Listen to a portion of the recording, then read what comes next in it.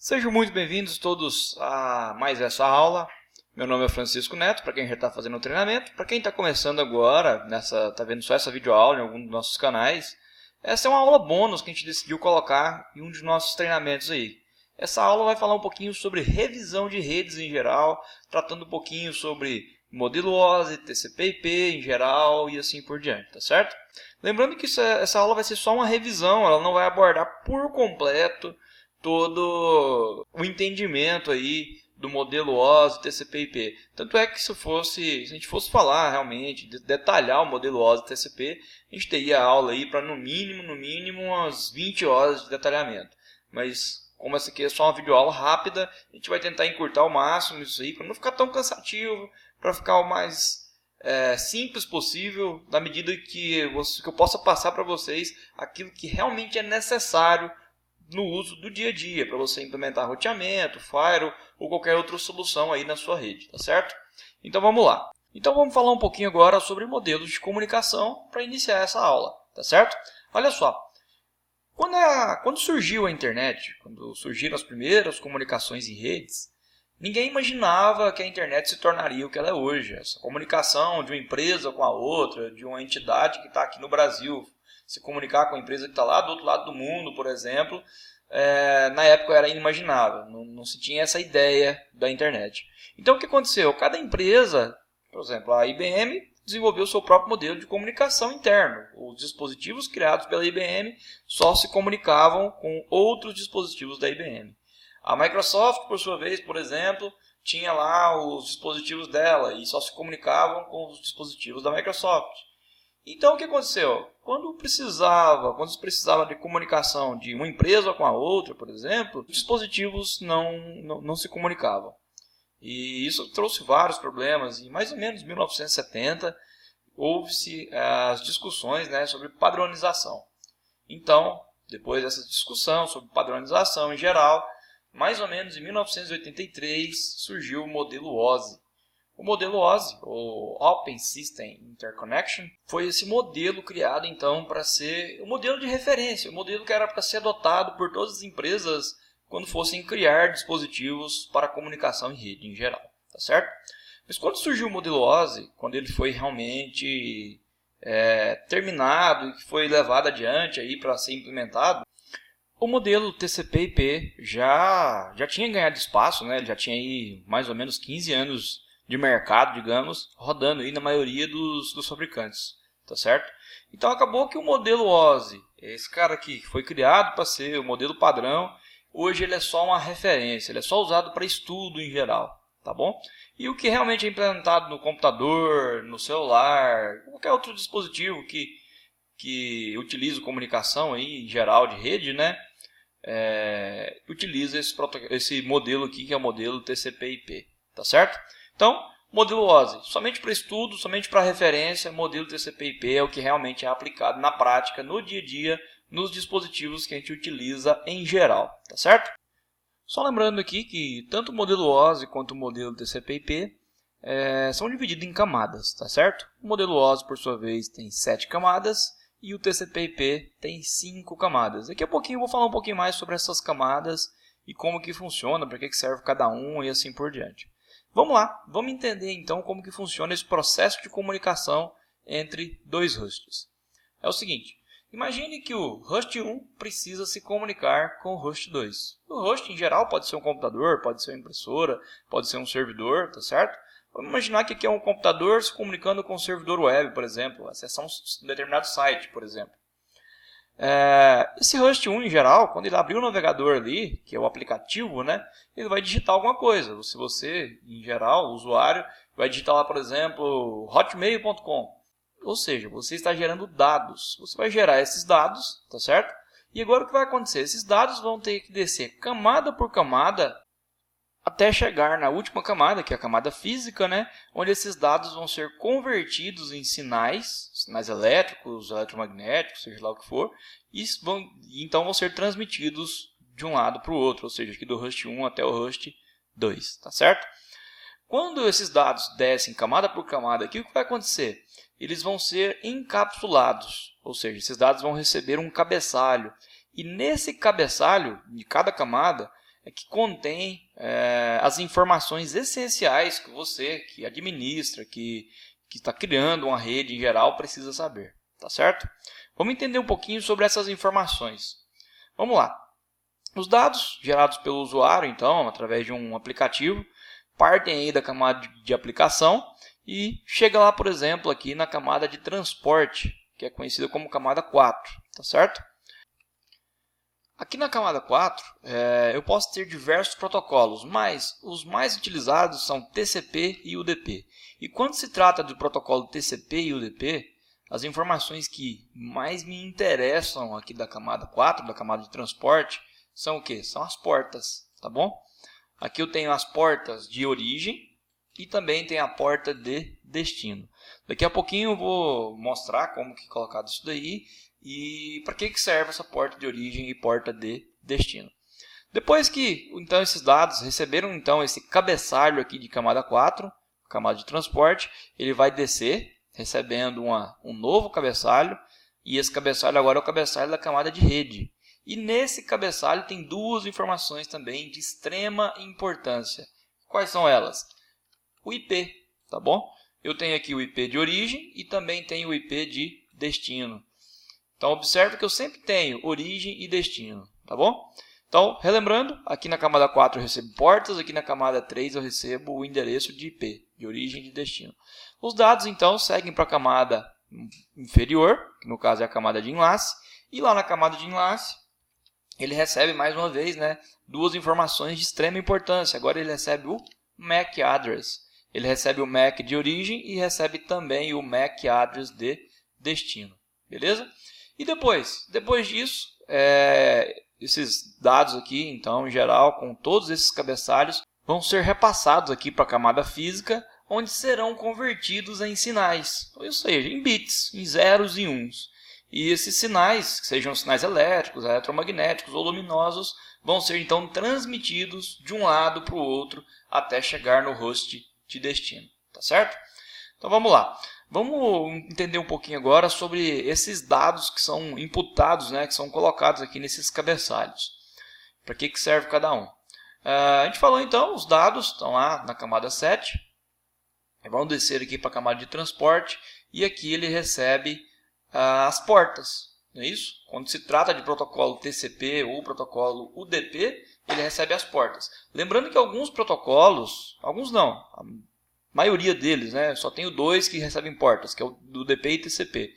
Mas o restante dos protocolos da camada 4, como por exemplo ICMP, RTP, OSPF e outros, não trabalham com portas, tá bom? Mas os principais protocolos que carregam digamos aí, mais de 90% das informações transmitidas na internet utilizam portas, que são o TCP e o UDP.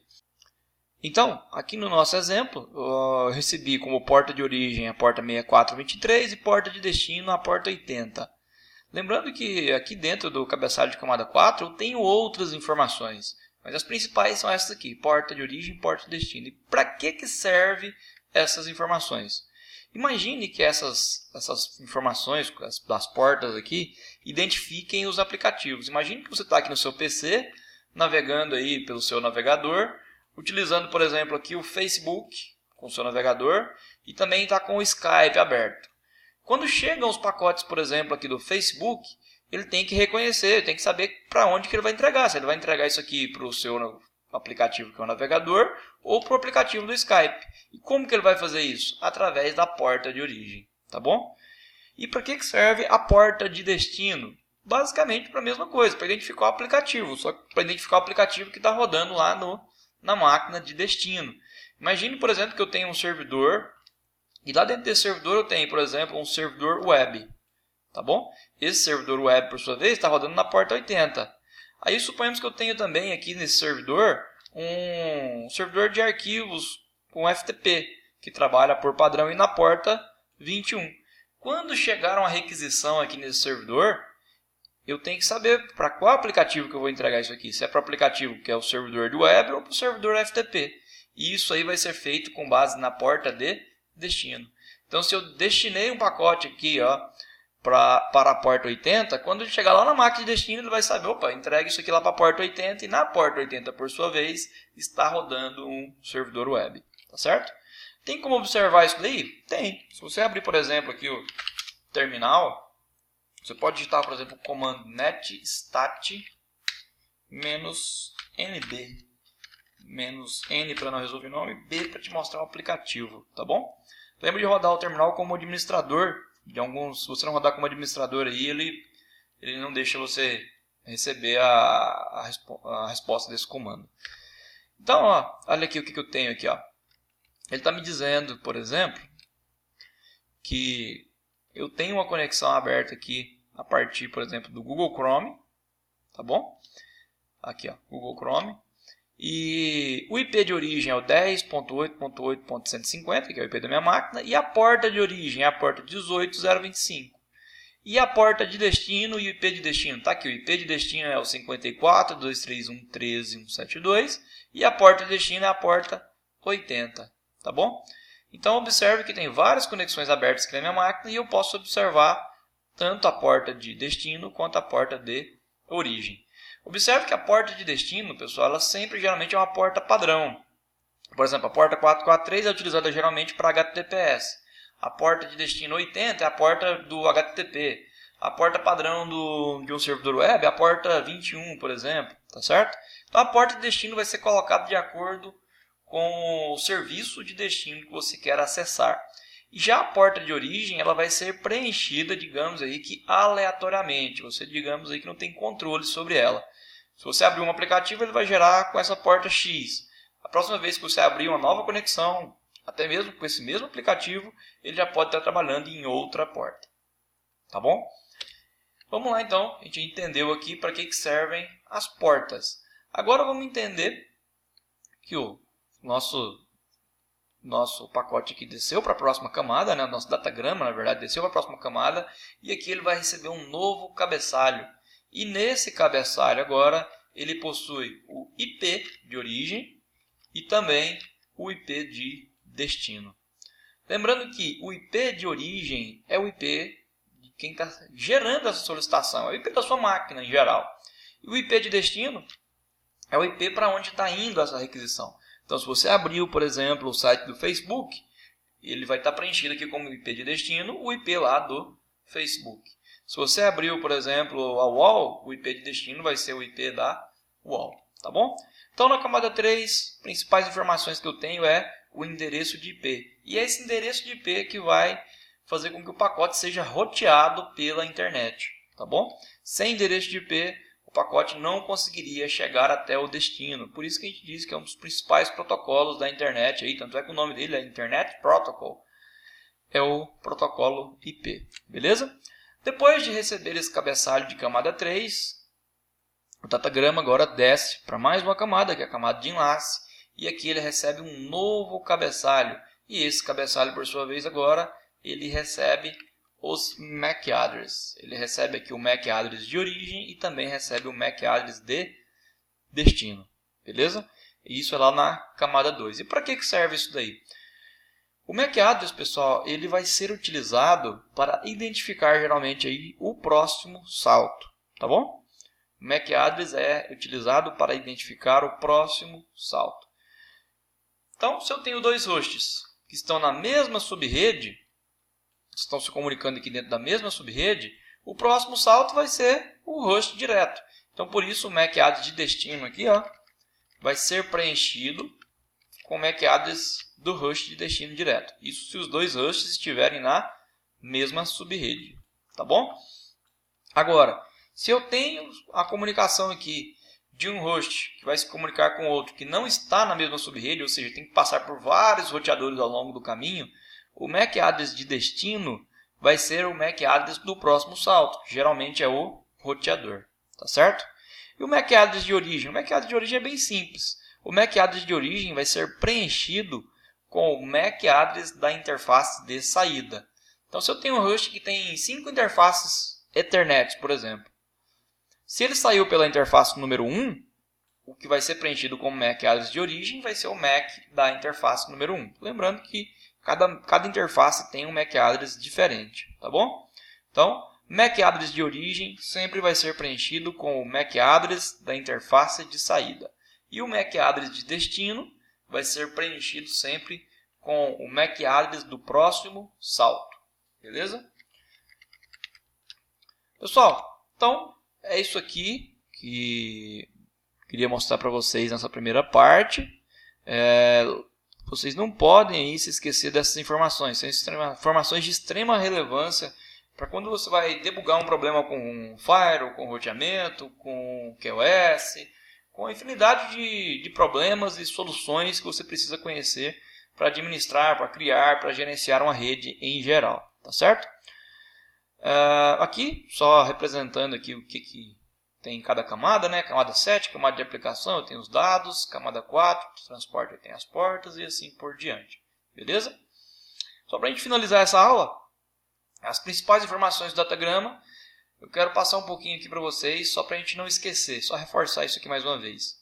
Sempre eu tenho de um lado a origem, do outro lado eu tenho o destino, tá bom? Origem em inglês vem da palavra source, né? E geralmente em roteadores em geral é isso que é abreviado, né? Origem é abreviado pela sigla SRC. Então sempre que você vê essa sigla dentro de um roteador ou até mesmo na sua máquina em geral, no servidor, lembre que isso aqui está se referindo à origem. E destino, em inglês destination, é representado por DST. Tá bom? Então vamos lá. Na camada 4 eu tenho as portas de origem e porta de destino, que geralmente vai vir representado lá por SRC port ou DST port, que significa porta de origem e porta de destino. Beleza? Na camada 3 eu tenho o IP, o endereço, né? O endereço de IP em geral. E que sempre vai aparecer lá nos roteadores, em firewall, roteamento em geral, vai aparecer como Source Address ou SRC Address, que significa endereço de origem. Ou também, né, DST Address, que significa o endereço de IP de destino. Endereço de IP ou a rede de destino, né? E por último, na camada 2 eu tenho o MAC, que vai vir lá como SRC MAC Address, por exemplo, que significa MAC Address de origem, né? Quando vem o SRC. E também vou ter aqui o DST MAC, que significa o MAC Address de destino. Beleza? Onde você vai ver isso? Em diversas partes do roteador. Vou mostrar aqui um exemplo.